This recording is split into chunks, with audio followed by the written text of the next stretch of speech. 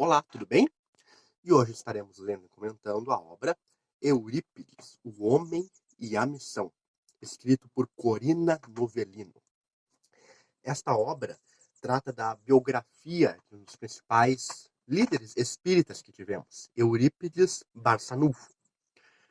É uma obra muito interessante e muito leve de ser lida. É gostoso de acompanhar a trajetória do Eurípides desde antes dele encarnar, no caso, a formação da sua família, seu pai e sua mãe, como eles se casaram, até a sua desencarnação. Mas não é só leve e agradável, interessante de se acompanhar. Também se percebe o quanto é profundo, o quanto de ações esta pessoa realizou em uma única encarnação. Há aqui uma das frases do livro, que é atribuída a Francisco Cândido Xavier, em uma nota pela Corina Novellino, que se desse para colocar todas as ações de Eurípides, não haveria livros suficientes na Terra, que é uma analogia exatamente com as ações de Jesus. E quando se lê a obra, é fácil realmente constatar essa verdade. Eurípides, que desencarnou bastante cedo, com 38 anos, realmente realizou muito. Bem, como é que então é, em linhas gerais, a história de Eurípides? Ele vai nascer então na cidade de Sacramento, Minas Gerais, e vai ter uma formação católica. Vai ser aquele assim, coroinha da missa, bastante ligado à igreja. O que, obviamente, quando se converter ao espiritismo, vai dar aquele rebuliço.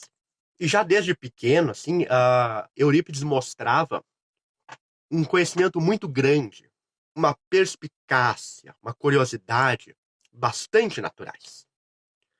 E, obviamente, ele começa a ser notado, começa a chamar a atenção devido à sua inteligência e aos esforços, principalmente até para cuidar da mãe, que passa a ter várias crises estranhas, digamos assim.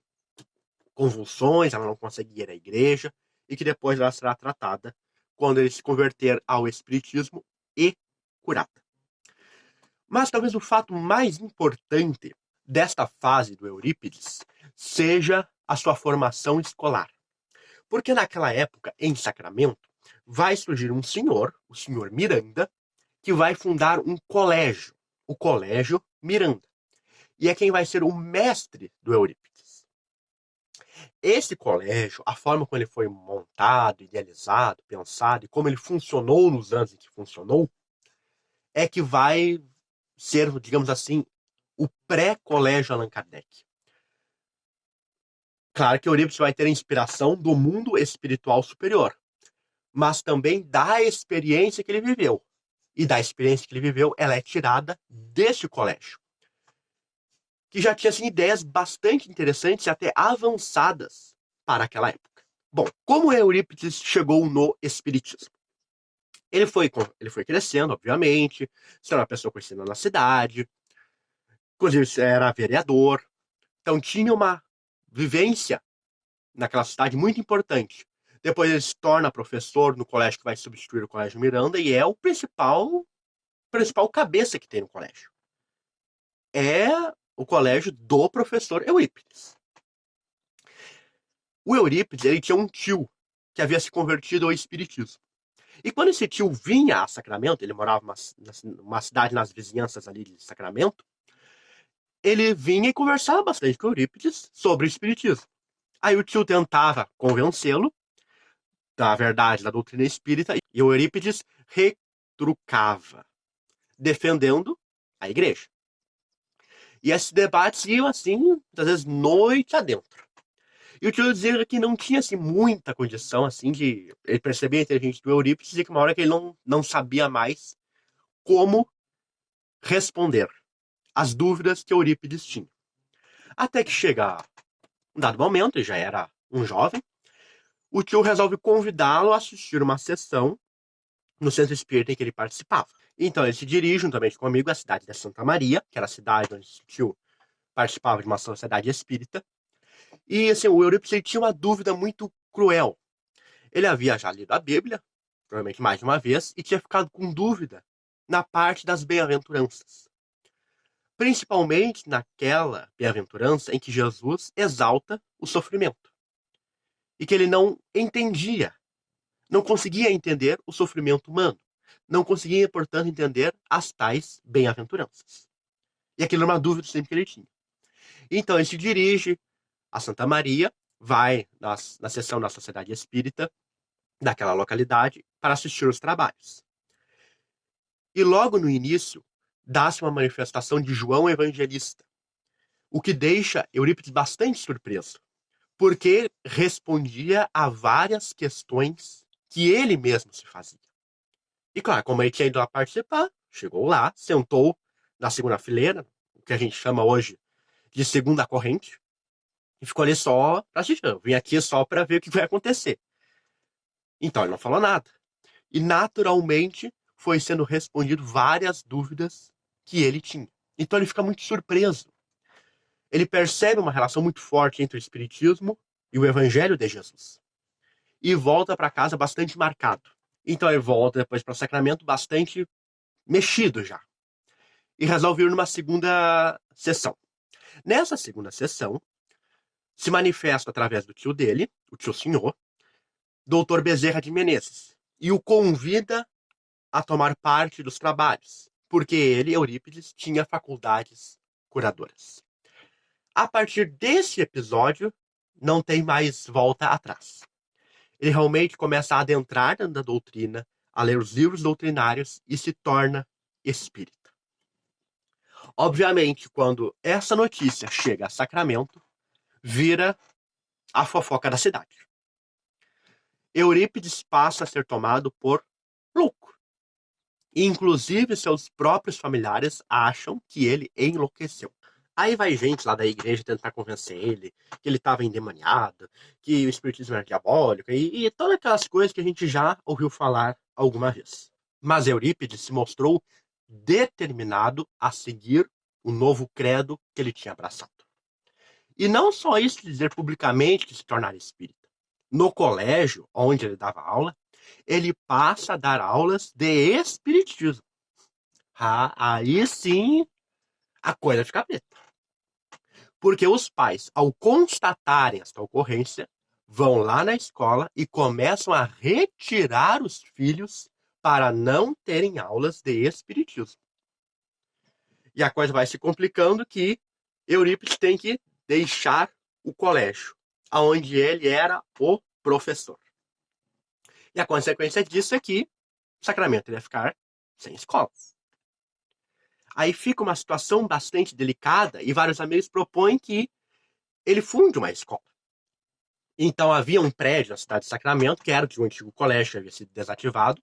Eles alugam esse prédio e instituem ele Liceu Sacramentano, aonde Eurípides iria começar de novo a dar aulas. E ele insistia ainda em dar aulas de espiritismo também dentro da escola. E é nesse sentido que vamos ter o capítulo mais interessante desta biografia. É o capítulo número 12, o Colégio Allan Kardec, que vai mostrar realmente como começou a elaboração da primeira escola espírita do país e que ainda está em funcionamento.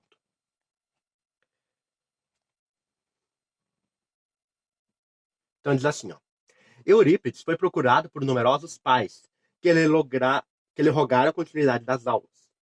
Após um planejamento rápido, ficou assentado o aluguel de uma sala no antigo colégio da professora Ana Borges, fechado desde 1885. Ali, com um mobiliário improvisado e sem conforto, Eurípides prosseguiu no seu esforço magnífico em prol da educação.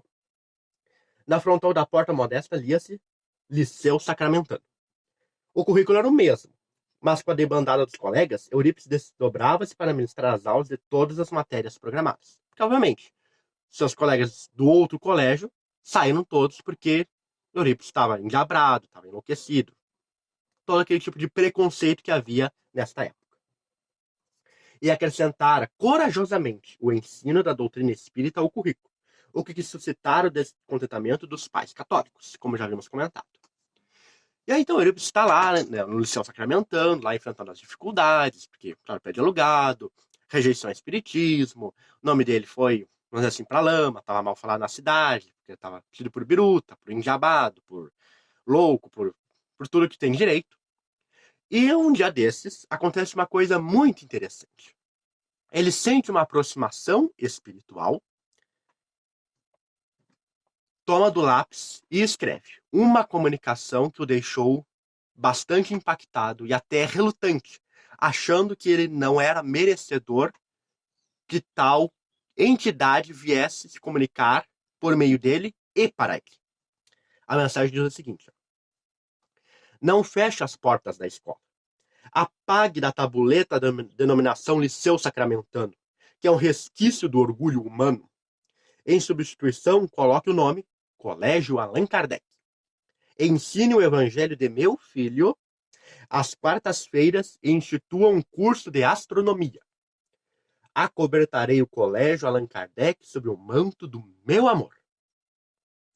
Maria, serva do Senhor.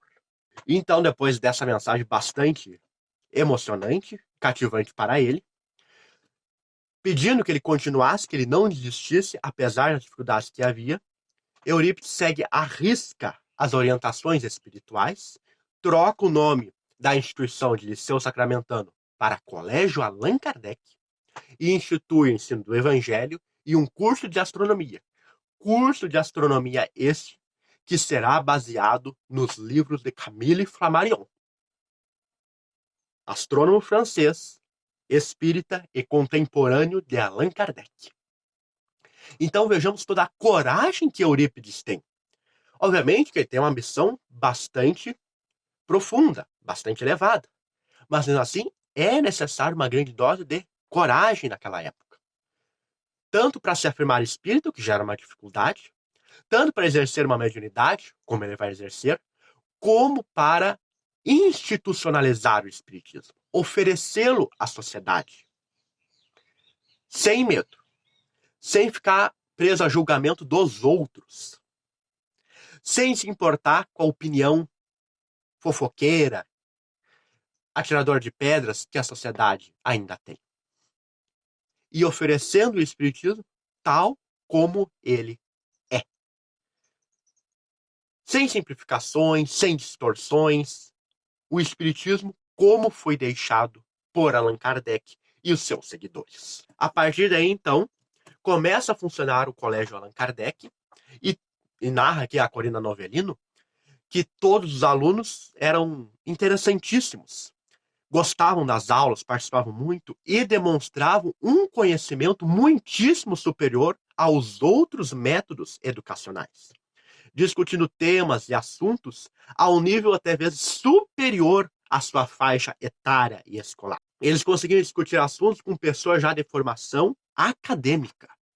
Então, Eurípides tinha uma dedicação muito profunda a esse colégio.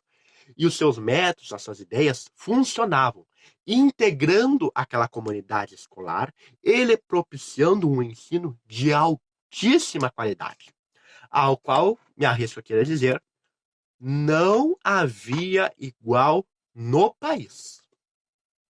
O Colégio Allan Kardec realmente é uma pérola, incrustada na cidade de Sacramento. E é uma pérola que continua brilhando até hoje. É uma herança, é um legado deixado por Eurípides, não só para a doutrina espírita, mas para todo o nosso país. E tem outros fatos interessantes sobre a vida de Eurípides. Um deles é o exercício da sua mediunidade.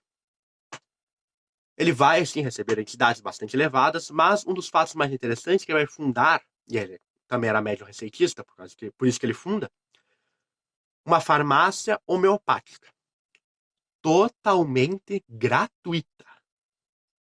E quando falamos, e quando eu digo que ela é gratuita, gratuita mesmo. A pessoa podia ir lá, tirar a receita e retirar os remédios homeopáticos totalmente de graça.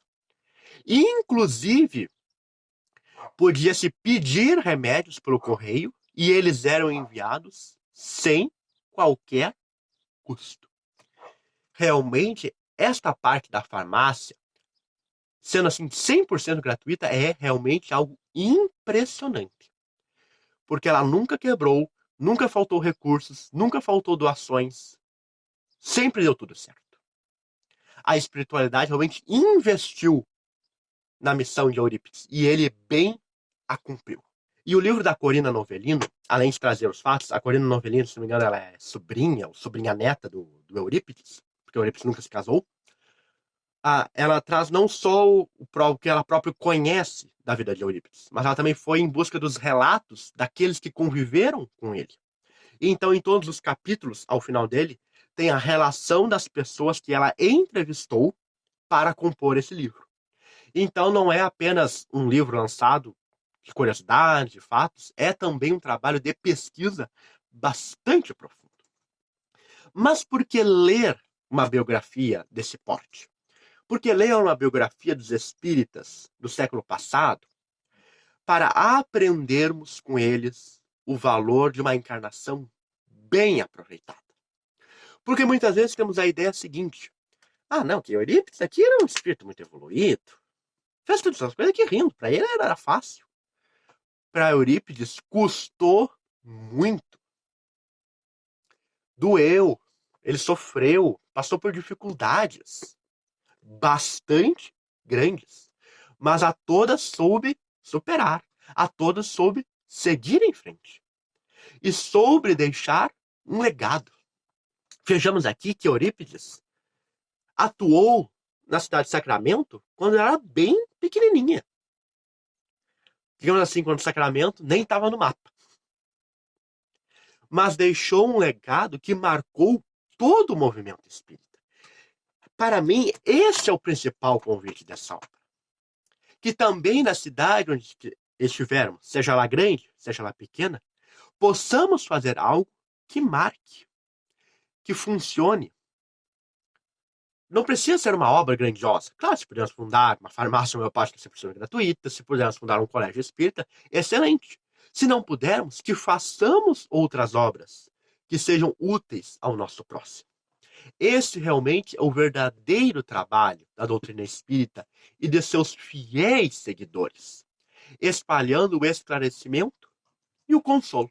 E, obviamente, o livro termina falando sobre a desencarnação de Eurípides, que foi por causa do que ficou conhecido como a gripe espanhola, que era um vírus que aí a autora que relata que foi pejorativamente chamado de gripe espanhola, denominação esta que foi dada pelos portugueses, de uma gripe que aconteceu na Espanha e que se espalhou pelo mundo, igual estamos tendo agora um surto, melhor até a epidemia de coronavírus. Na época houve uma epidemia de gripe espanhola e que dizimou assim milhares. E Eurípides, por cuidar dos doentes que estavam nessas condições, acabou também contraindo a doença e desencarnando aos 38 anos de idade, deixando um vasto legado e uma marca profunda nos corações sacramentanos e também brasileiros. Fica então recomendadíssimo a leitura da biografia de Eurípides, para conhecermos essa figura e não a tomarmos somente como um espírito já muito evoluído, alguém que parece muitas vezes até que a gente trata os espíritos que se superaram como se fossem santos. Que nós estamos aqui e eles estão lá bem longe, mas estiveram no meio de nós e continuam cuidando do movimento espírita, das suas obras e propagando o bem. Já conhecia a biografia do Eurípides? Quais fatos tu conhece na vida dele? Comenta aqui embaixo. Não se esqueça de curtir o vídeo, compartilhá-lo e se inscrever, pode clicar nesse botãozinho, ativando as notificações para receber todos os novos vídeos, sem perder nenhum. E nos vemos no próximo vídeo para continuarmos lendo e comentando. Até a próxima!